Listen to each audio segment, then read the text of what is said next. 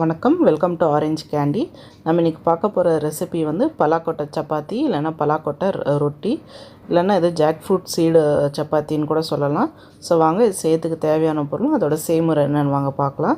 இதுக்கு வந்து ஒரு கப், அதாவது ஒரு கப் மெஷரிங் கப்பில் வந்து ஒரு கப் அளவுக்கு வந்து பலாக்கொட்டை எடுத்து நல்லா வந்து ப்ரெஷர் குக்கரில் போட்டு ஒரு 6லேருந்து 7 விசில் வர வரைக்கும் நல்லா வந்து வேக வச்சு தோல் உரித்து வச்சுருக்கேன்.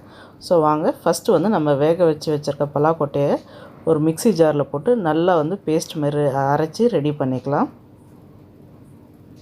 ஸோ இது வந்து நல்லா இந்த மாதிரி பேஸ்ட் மாதிரி அரைச்சி ரெடி பண்ணிக்கலாம். இன்கேஸ் உங்களுக்கு தண்ணி தேவைப்பட்டால் கொஞ்சமாக தண்ணி சேர்த்து நல்லா பேஸ்ட் மாதிரி அரைச்சிக்கோங்க. ஒரு 2 டேபிள் ஸ்பூன் போல், ரொம்ப தண்ணி சேர்க்காதீங்க.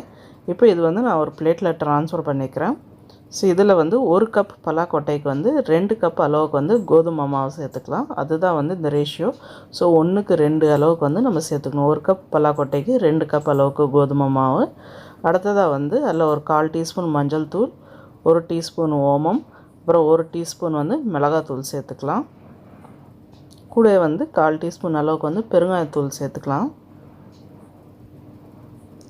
அப்புறம் இதுக்கு மாவுக்கு தேவையான அளவுக்கு வந்து உப்பு சேர்த்துக்கலாம். நம்ம சேர்த்துட்டு இப்போ இது தண்ணி சேர்க்காமல் ஃபஸ்ட்டு வந்து நம்ம அரைச்சி வச்சுருக்க பலாக்கொட்டை பேஸ்ட்டே வச்சு நல்லா வந்து மாவை வந்து ஈவனாக வந்து பிசைஞ்சிக்கலாம். ஸோ அதில் இருக்கிற மசாலா, உப்பு எல்லாமே வந்து நல்லா ஈவனாக ஸ்ப்ரெட் ஆகிற மாதிரி கையால் வந்து பிசறி விட்டுக்கலாம் மாவை.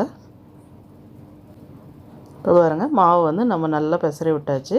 இந்த ஸ்டேஜில் வந்து நம்ம கொஞ்சம் கொஞ்சமாக தண்ணி சேர்த்து இது கெட்டியாக வந்து சப்பாத்தி மாவு பதத்துக்கு அளவுக்கு வந்து நம்ம மாவை பிசைஞ்சு எடுத்துக்கலாம்.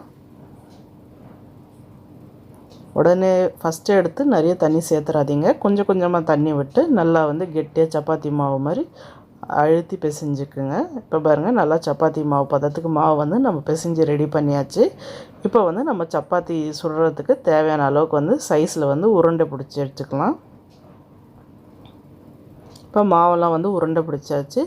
இப்போ வாங்க நம்ம சப்பாத்தியை வந்து திரட்டிக்கலாம். ஸோ அதுக்கு வந்து ஒரு சப்பாத்தி திரட்டுற கல்லில் வந்து நம்ம கொஞ்சமாக வந்து ட்ரையான கோதுமை மாவு சேர்த்துட்டு நம்ம எடுத்து வச்சுருக்க சப்பாத்தி மாவை வந்து சேர்த்து நல்லா திரட்டி சப்பாத்தி மாதிரி ரவுண்டாக, இல்லைன்னா உங்களுக்கு எந்த ஷேப் விருப்பமோ அந்த ஷேப்பில் வந்து நீங்கள் இதை திரட்டிக்கலாம். இப்போ வாங்க, நம்ம திரட்டி வச்சுருக்க சப்பாத்தி வந்து ஒரு சூடான தவாவில் போட்டு சுட்டு எடுத்துடலாம். ஸோ வந்து தவாவில் போட்டு ஸ்லைட்டாக ஒரு சைடு வெந்தோடனே நம்ம வந்து எண்ணெய் தடவலாம். கொஞ்சமாக எண்ணெய் தடவிக்கலாம். ரொம்ப எண்ணெய் உங்களுக்கு வேணும்னா நீங்கள் யூஸ் பண்ணிக்கலாம். எண்ணெய் வேண்டாம்னா நீங்கள் அவாய்ட் பண்ணிட்டு வெறும் ரொட்டி மாதிரியே கூட இந்த ரெசிபியை நீங்கள் ஹெல்த்தியாக சாப்பிட்லாம்.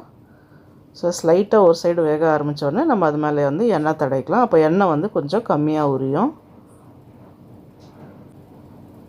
ஸோ இப்போ வந்து 2 பக்கமாக திருப்பி போட்டு இந்த மாதிரி நல்லா வேகிற வரைக்கும் சுட்டு எடுத்துடலாம். நம்ம சூப்பரான பலாக்கொட்டை சப்பாத்தி வந்து வெந்துருச்சு. வாங்க, இப்போ பிளேட்டில் எடுத்து வச்சு நம்ம சர்வ் பண்ணிடலாம்.